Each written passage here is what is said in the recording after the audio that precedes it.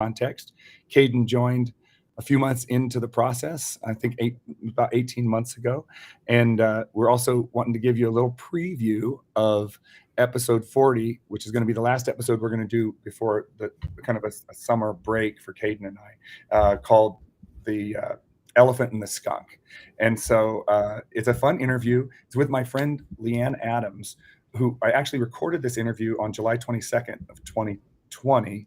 And then that sort of led to me doing some more interviews, which led to me starting a little tech company and also eventually doing Seeking Context. So it's very much an origin story. And Caden and I have been working on it for the last few weeks, even though the interview was 2 years ago. But I guess, Caden, what was your impression of meeting Leanne Adams from 2 years ago? What surprised you about the interview?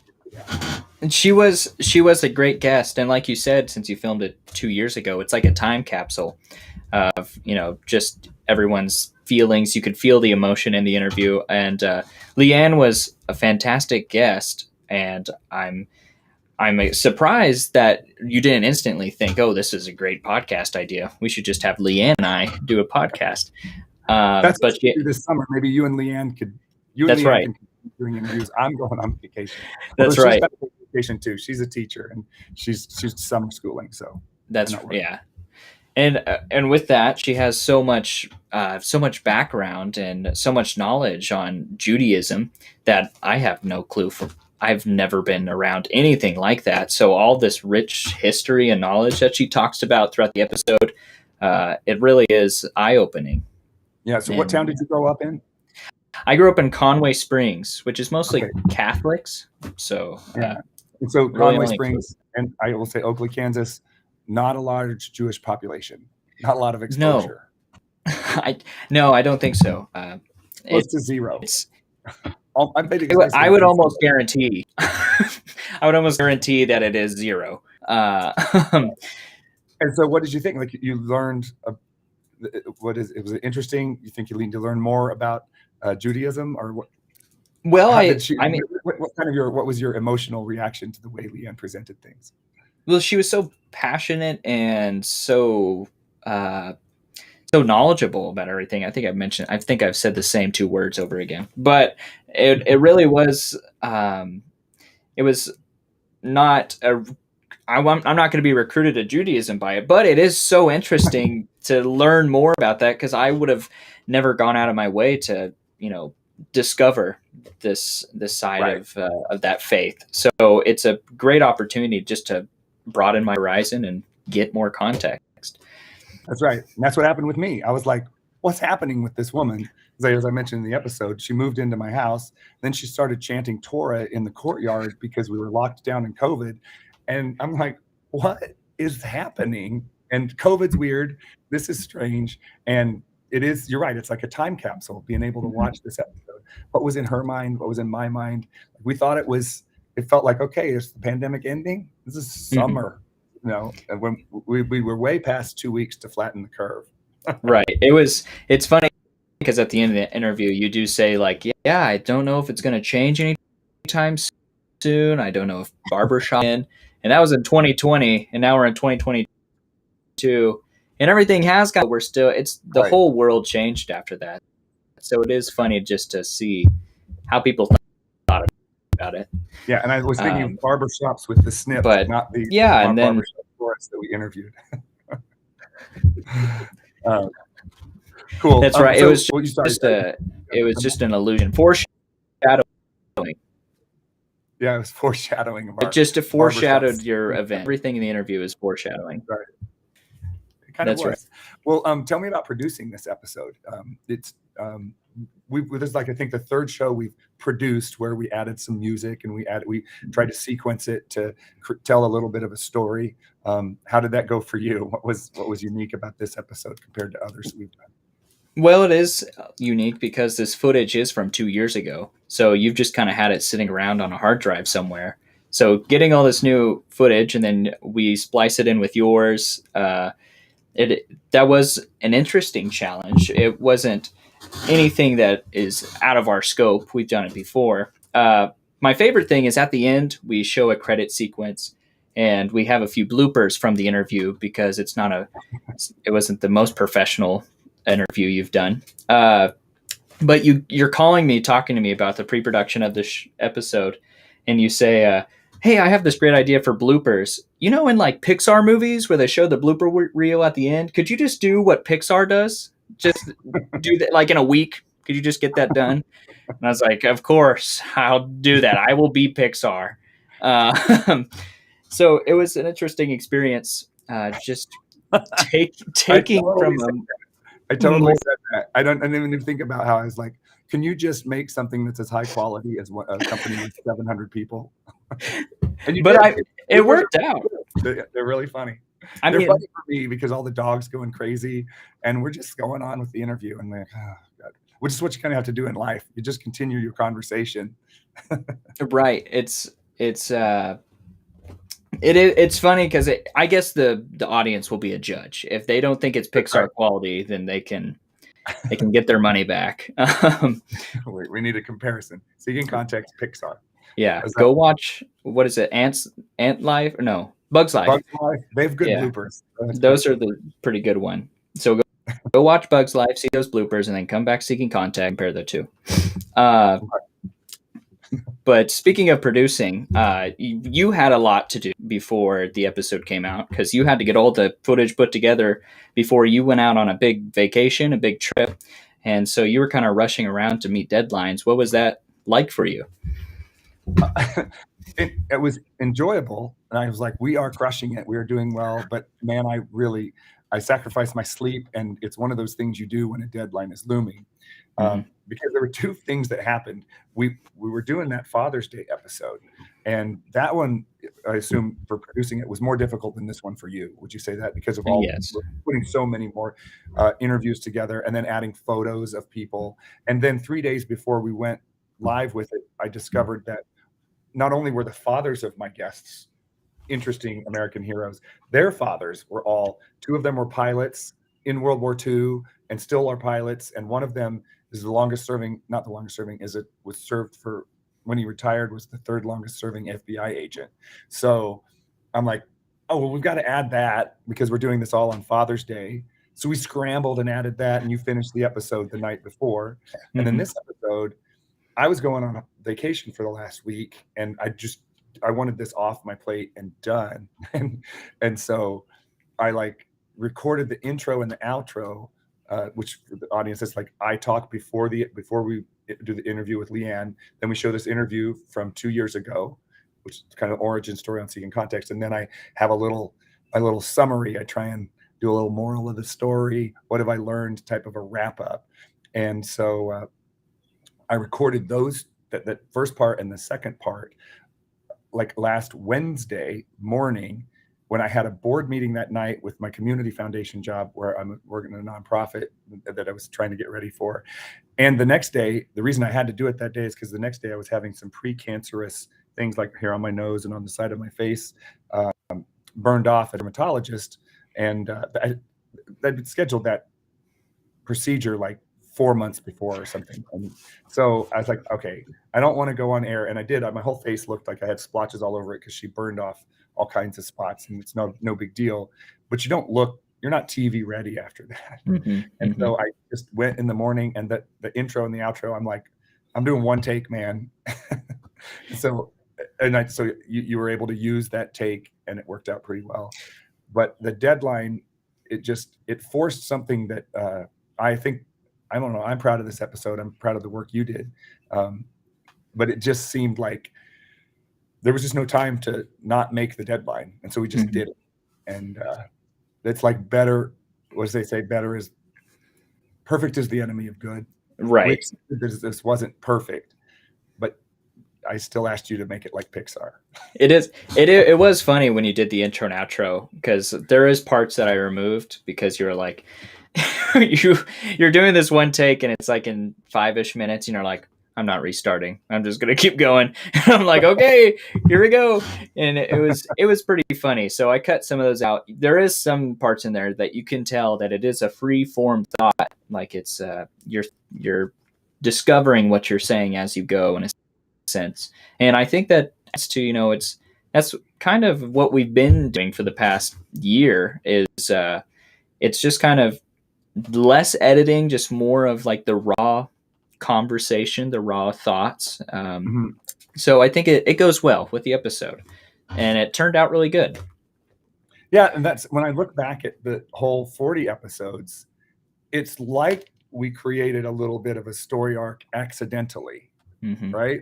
On across all the episodes. I know that like HBO studios, when they do 20 episode seasons of Game of Thrones or Breaking Bad or what was the mobster movie, The Sopranos, like they think about a big story arc inside of a season and then the larger story arc inside of 5 or 6 seasons. And a lot of them, I think, they don't really know they might know the season, I think, but they don't know the 5 season because they don't know if they're going to get renewed. So you've got to button it up at the end of season 1. Then if you get season 2, you've got these ideas. So I don't know how they like project Plant the thing, seeds but it's throughout. Yeah. when you see episodes like Breaking Bad that are able to wrap it up so well, or I think the show that was wrapped up the best I've ever seen is 6 Feet Under. Did you ever watch that show? No, I never did. Yeah. Well, I just love how it shows long-running shows like that, if they're really thoughtfully well done, they're able to bring it to this like natural punchline that is overarching 5 years of work. Like Seinfeld did that. Seinfeld, oh God, I've heard this about like you were born after Seinfeld ended, right? It didn't end in like 98, 99. Yeah, what year were you Yeah, born? and I was born in 2000, so Yeah. Well, if you had watched that show, they wrapped it up with a really interesting sort of punchline episode that it wasn't as popular by the masses because it's not as hilarious as some of their greatest work, but it has a moral, and the moral is like, don't be like us, right? because they are despicable characters. They are. Well, it's kind of like Judaism. That's how Judaism looks at the Old Testament. Is there's all of these stories, and all throughout the year they read the exact stories. You could have a Torah portion at your bar mitzvah, which is one of the horrible stories from Genesis, Exodus, Leviticus, or Numbers, or Deuteronomy, and then they talk about like, okay, we're not doing any of that. The moral of the story is not to do that, right? And that was kind of, I felt like, the punchline of Seinfeld is talking about nothing is funny and fun, but it's also like it's unproductive not for entertainment, but it's not what can make meaning in your life, right? Right. And for that, I think that they had different people like writing for the show in the last 3 or 4 seasons, but I think it's my impression that Larry David and Jerry Seinfeld collaborated closely, and the like people that were working on the first few years of the season were involved in the last episode to try and wrap it up. That's what I've kind of heard. And so we're basically the Larry David and Jerry Seinfeld of Seeking Context, is what you're saying. And Pixar, yeah, and Pixar. Yeah. So yeah, I mean, our audience, we have about, we have like 40 to 50 subscribers. So we're very similar. I think so. But yeah, for those 50 subscribers, we are those people, or we try to be. That's right. The goal that we're aiming for is to try and have things that resonate, broad themes across a long time and within each episode. So, and like you said, it just kind of so happened that you come across this one motif that followed us throughout season, throughout all of the episodes, and it's almost like it's just for the podcast itself. It's a great way to end season, and it's a great way to discover what we are again. Right. So, yeah. And we kind of discovered it, but we kind of discovered what we are by watching Leanne's episode and thinking, okay, that really did lead to the podcast happening. It was early on, but it's like they do those experiments that you talk about in psychology class where somebody is being taught, like they think that they're going to learn how to do this thing where they're supposed to be altruistic. They have to do a presentation on altruism. And then if they're like, you got to plan for this thing, and then they orchestrate it so that they're sort of late, and then they put like fake homeless people on the walkway to where they're giving the presentation. And if they're sort of primed with like, you need to be on time, that they all run past the person without helping. But then if they're primed with like, you need, it's some conversation or some brief that they had with the research people who are really tricking them and researching something else, if they're primed with the idea of altruism and not the idea of the timeline, then sometimes they give more to that person that they walk by. So it's like just randomly doing an interview with Leanne Adams primed me to think about other things that could lead to what became the podcast. And that's sort of how every episode has gone. And finding you, right? Like that's right. Your mother I was like, I need a podcast, and I need a producer. And so I looked into you, and I'm like, what is this kid doing recording 4-hour fireside chats during the pandemic? Those are probably also a window into the pandemic. Have you watched them? I haven't. I can't go back. I need to, but it's too painful to watch yourself. It's painful because it's like, I just remember it was being like, okay, I'm outside, my laptop's in front of me, there's smoke blowing in my face, I'm trying to make something entertaining because I hadn't talked to someone in like 4 months. So yeah, it is a good time capsule. I should go back and look into them, and maybe I'll make like a highlight reel.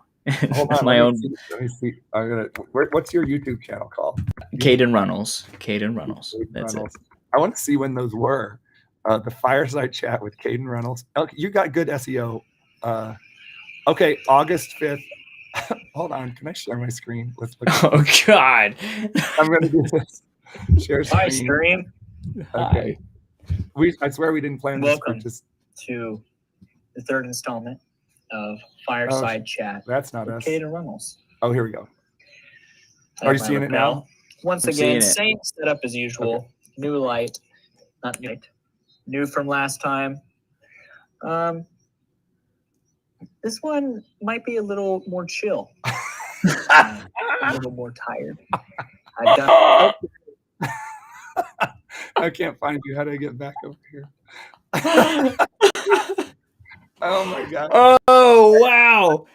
This is how it's awesome. This one is going to be a bit more chill. What are you going to do? Sit by the fire and talk some more? How intense was the one before? You were still by yourself. The first 2 episodes, man, that was like an episode of Game of Thrones. Like, it was intense. But episode 3, we're taking a step back. Every episode can't be action-packed, Caden. Wow. What did this turn into? Well, so but seriously, the one I have never seen that one. The one I watched was at nighttime. All right, now we have to so that's an origin story on you. But I did like have to talk to you after I saw you doing those fireside chats. It was so like crazy. Up as a mask. It was like a COVID mask for you. It was. Well, I didn't need it because there was no one out there. Well, people, oh my gosh, maybe they'll discover it now. We might have to do a look back with just some excerpts from fireside chats. That could be cool. Oh man. And then I could ask you, we could find out about your mentality. So you were 19 at the time? 18? I think I was. I think I was 19. So 2-ish years ago.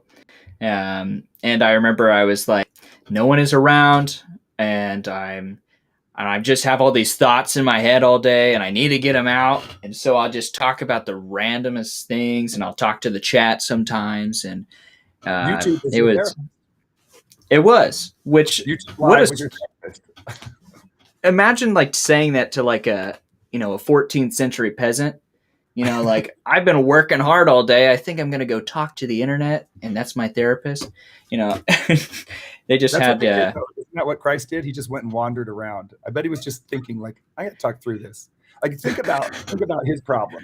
if he knew everything, if he truly knew it all, he's got to be like, how am I going to explain this?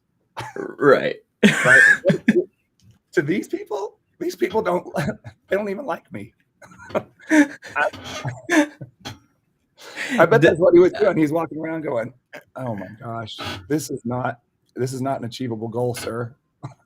That's how. Yeah, I like to compare myself to Christ a lot, Justin. I'm glad you brought that up. And Pixar. Pixar. Man, my ego's great. No wonder you hired me. Jeez. Well, if you look at let's just look at the evidence, Caden. Let's look at the barbershop. There was a barbershop episode, this 9/11 episode, 2 episodes on September 11th that were produced, and then their Father's Day podcast. They're kind of Pixar quality. We've got music, we got punchlines, we got it all. So I'm putting you in that category myself. So we can have maybe we'll do a poll. We'll poll our audience. Who do you like better, Caden Reynolds or Pixar? Oh man, yeah, my nephew would vote against me. You wouldn't get the youth vote. You would not get the youth vote. They'd be they're going to be like the old soul Caden Reynolds, that guy, the 21-year-old that talks for 4 hours. You're not getting. There's going to be a generational gap on the voting. There will be. So, the whole purpose of our conversation was to introduce tomorrow's episode, which is episode 40, "The Elephant and the Skunk," and it's an interview with Leanne Adams from 2 years ago. You can watch that, and if you're looking for things to do until then, there's probably like 18 hours of Caden talking by the fireside on his YouTube channel. So you can use that to tide you over until tomorrow afternoon. If you're bored, go check it out. All right. Cool. Anything else? Any parting shots for our audience, Caden? I don't think so. I think we've gave them plenty. Yeah, I got to tell them how to definitely check out tomorrow's episode, though. You'll really check that out. And if you've got a lot of time on your hands, Caden's got deep thoughts from 2 years ago. So. But yeah, tomorrow. But yeah, do tune in. That's right. I think you'll really enjoy it. And of course, you don't have to watch it live. It'll still stay out there. But we've enjoyed producing it, and I'm really proud of the work that Caden did, and I'm really excited for the world to meet Leanne Adams. She's probably going to be mad at me if I make more people recognize her, but she's pretty striking to begin with. So she is. All right, thanks, Caden. We're going to sign off and see you everybody tomorrow at 1 p.m. And happy 4th of July. Happy 4th of July to everybody. It's looking like a beautiful weekend. There's fireworks stands. The multiple fireworks stands in Oakley. The competition is fierce. The product is good. And dogs are hovering under beds all around town. I can tell you that because that's where they are in my house. So we'll see you guys tomorrow. See ya.